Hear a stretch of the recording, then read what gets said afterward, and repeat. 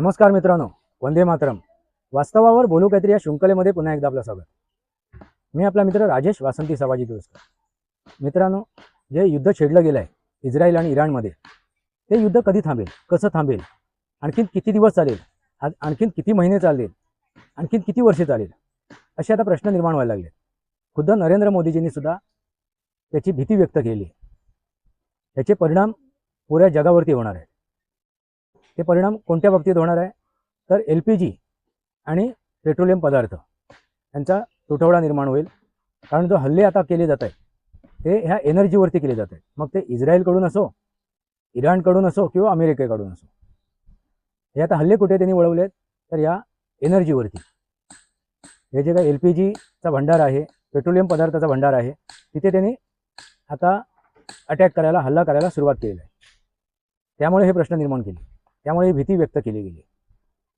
हे जर युद्ध असंच सुरू झालं तर त्याचे परिणाम पूर्ण जगाला भोगावे लागेल. आता हे युद्ध कधी थांबेल हा प्रश्न तुमच्यासमोर असेलच. मित्रांनो, यापूर्वीच मी एक ज्योतिषशास्त्राच्या नजरेतून, ज्योतिषशास्त्र याच्या माध्यमातून तुमच्यासमोर हे युद्ध कधी संपेल हे स्पष्ट केलं होतं. म्हणजे जास्तीत जास्त एप्रिलच्या 15 तारखेपर्यंत.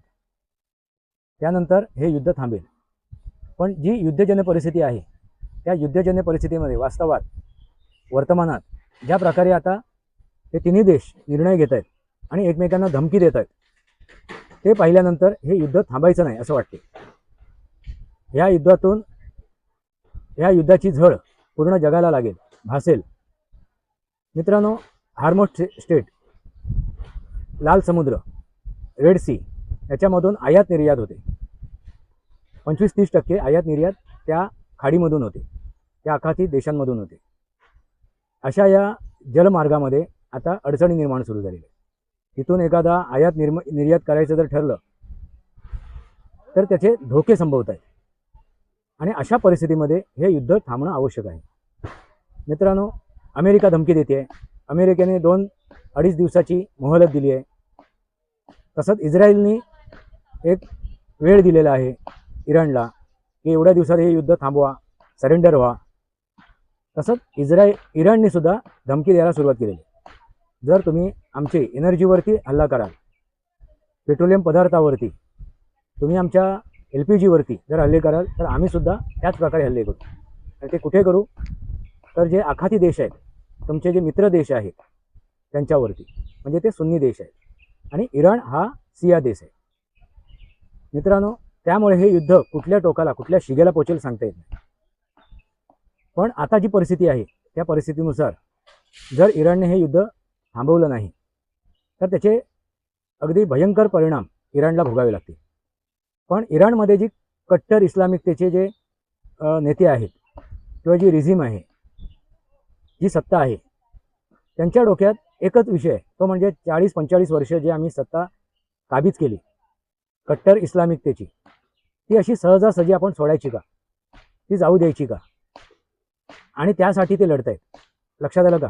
ते त्या देशासाठी लढत नाही आहेत, ते इराणसाठी लढत नाही आहेत, इराणच्या सार्वभौमतेवरती लढत नाही, एकतेवरती लढत नाही आहेत, त्या देशासाठी ते लढत नाही आहेत, तर कट्टर इस्लामिकतेसाठी लढत आहेत. ते कट्टर इस्लामिकता टिकावी यासाठी ते लढत आहेत. त्यामुळे त्यांनी ज्या धमक्या दिल्या आहेत अमेरिकेला किंवा इस्रायलला, त्या धमक्यातून हे स्पष्ट होते. मित्रांनो, इस्रायल का लढते? इस्रायल लढण्याच्या मागचा उद्देश म्हणजे त्यांचे अस्तित्व. कारण तुम्हाला माहितीच असेल, हमासने जेव्हा हल्ला केला त्यावेळी त्यांचा इरादा काय होता, त्या हिजाबुल्लाने जेव्हा हल्ला केला इस्रायलवरती, त्यांचा हे काय होता, इरादा काय होता, त्यांचे हेतू काय होते तर इस्रायलला नेस्तानाबूत करणं. आणि त्यांना मदत इराण करत होतं, इराणचं सरकार करत होतं. आता असे कट्टरवादी जर अस्तित्वात राहिले तर आपल्या देशाला अस्तित्वासाठी लढावं लागेल. आता हा इस्रायल हा मोठा देश नाही आहे, पण जे काय त्याची क्षेत्रफळ आहे त्याची अस्तित्व टिकणं आवश्यक आहे. मित्रांनो, त्यासाठी इस्रायल युद्ध लढते, आपल्या अस्तित्वाचं लढाई.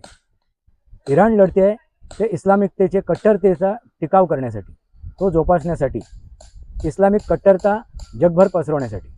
आणि अमेरिका लढते आहे ते इस्रायलला मदत करण्यासाठी. आणि भारत त्यांना डायरेक्ट इनडायरेक्टली मदत करते. या अगोदरही मी त्याचा उल्लेख केलेला आहे। नरेंद्र मोदीजी इस्रायलला गेले, त्यांनी जे भाषण केलं त्या भाषणातले मुद्दे मी तुमच्यासमोर ठेवले आहेत। भारताचा उद्देश आहे आतंक्यांना संपवणं या पुऱ्या जगातून, या पुऱ्या विश्वातून, मग तो सशस्त्र आतंकी असो किंवा बौद्धिक आतंकी असो। आयतुल्ला खोमानी हे बौद्धिक आतंकी होते, त्यामुळे भारताची सुद्धा ती इच्छा आहे कट्टर इस्लामिकता नष्ट व्हावी या भूतलावरून, आणि त्याच दिशेने आता परत एकदा पाकिस्तानकडे मोर्चा वळवला जाईल। सिंधूर ऑपरेशनचा दुसरा भाग तुम्हाला पाहायला मिळेल।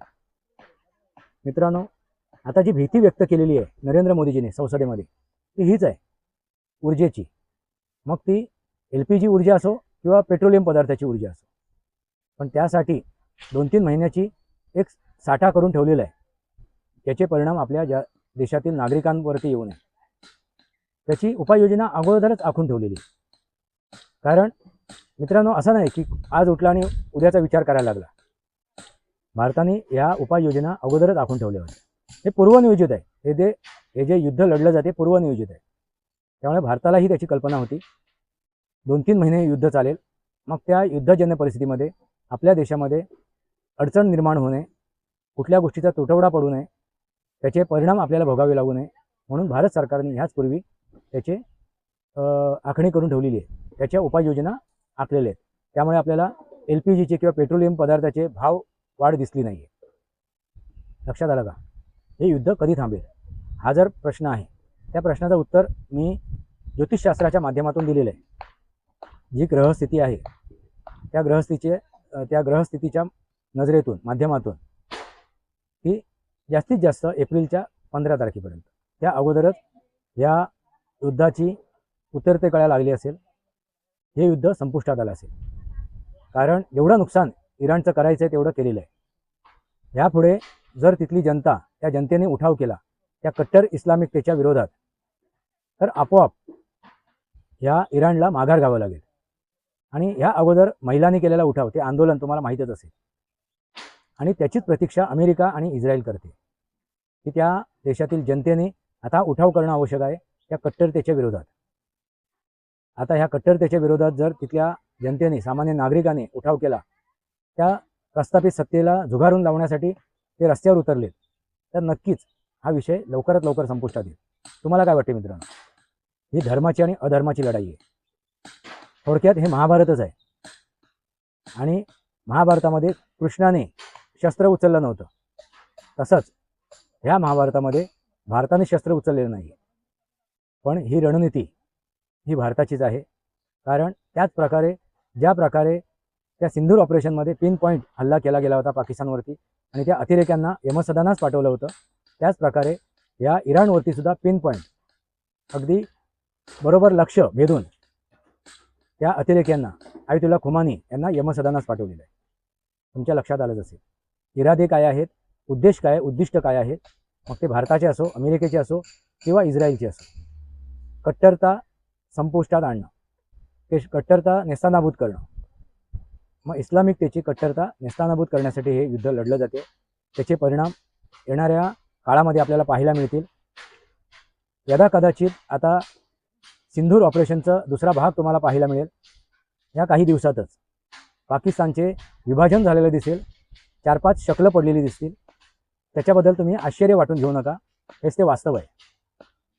आता हे इराणचं युद्ध कधी थांबेल हे तुमच्यासमोर मी स्पष्ट केलेलं आहे। इराणचा उद्देश काय आहे, इस्रायलचा उद्देश काय आहे, भारताचा उद्देश काय आहे, अमेरिकेचा उद्देश काय, हे तुमच्यासमोर स्पष्ट केलेलं आहे। हे युद्ध धर्माचं आणि अधर्माचं आहे।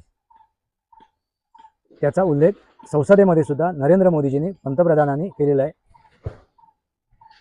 हे युद्ध थांबावं अशी प्रत्येकाची इच्छा आहे, अन्यथा अराजकता माजेल पुऱ्या जगामध्ये। आता ही अराजकता माजावी म्हणून इथले विरोधक देव पाण्यात ठेवून बसलेले आहेत। नरेंद्र मोदीजींच्या विरोधात देव पाण्यात ठेवून इथे असे प्रश्न निर्माण व्हावेत एनर्जीचे, पेट्रोलियम पदार्थाचे, आणि आपल्याला घेरता यावं नरेंद्र मोदीजींना। हे विरोधकांचे मनसुबे आहेत। लक्षात आलं का? हे विरोधक आपल्या राष्ट्राच्या सोबत नाही आहेत, देशाच्या सोबत नाही आहेत, नागरिकांच्या सोबत नाही, समाजाच्या सोबत नाही आहेत, तर ते कोणाच्या सोबत आहेत? तर स्वतःच्या स्वार्थाच्या मतलबाच्या, स्वतः नरेंद्र मोदीजींना कसं काय उखडून टाकता येईल, त्यांचं सरकार कसं काय उखडून टाकता येईल, यांचेच ते मनसुबे बाळगून आहेत। हेच ते वास्तव आहे. तुम्हाला काय वाटते की हे सरकार कोसळेल का? नरेंद्र मोदीजींचे सरकार उलथून टाकण्यात हे विरोधक कामयाब होतील का? तुम्हाला काय वाटते? आपले विचार कमेंट बॉक्समध्ये म्हणा. मित्रांनो, आपले अभिप्राय लिहा कमेंट बॉक्समध्ये. मी माझं मतं मांडलेले आहे, माझं विश्लेषण केलेलं आहे या युद्धासंदर्भात. तुम्ही आपली मतं व्यक्त करा. तुम्हाला काय वाटते कमेंट बॉक्समध्ये लिहा. तुमचे विचार काय आहेत ते अभिप्राय व्यक्त करा. हेच ते वास्तव आहे. वास्तवावर बोलू काहीतरी माझ्या शृंखलेला सबस्क्राईब करा, बेल आयकॉन दाबा. माझे विचार पडेल लाईक करा. आपले विचार कमेंट बॉक्समध्ये म्हणा. तुर्तास इतकंच. भारत माता की जय. वंदे मातरम. जय भारत, जय महाराष्ट्र, जय सनातन.